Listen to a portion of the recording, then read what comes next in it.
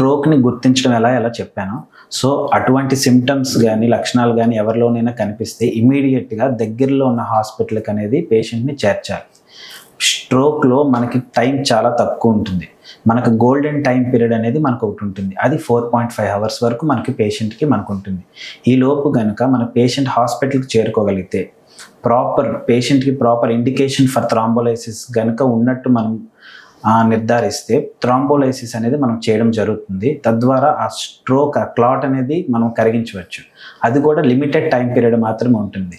After golden time period మనం పేషెంట్ని హాస్పిటల్కి తీసుకొచ్చినా సరే మనకి ఎంతైతే డెఫిసిట్ ఆ పర్టికులర్ క్లాట్ చేరుకోవడం వల్ల ఎంతైతే డెఫిసిట్ అనేది మనకు వస్తుందో, ఎంతైతే వీక్నెస్ డెవలప్ అవుతుందో, చిన్న స్ట్రోక్ అయితే ఆ లక్షణాల నుంచి కోలుకోవడానికి 3 to 6 months వరకు పట్టచ్చు.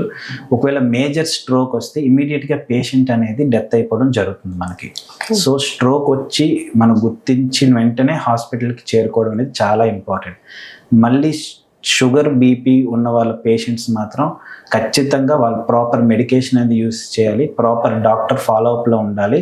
వాళ్ళ యొక్క స్ట్రోక్ రిస్క్ని వాళ్ళే తగ్గించుకునే ప్రయత్నం చేయాలి.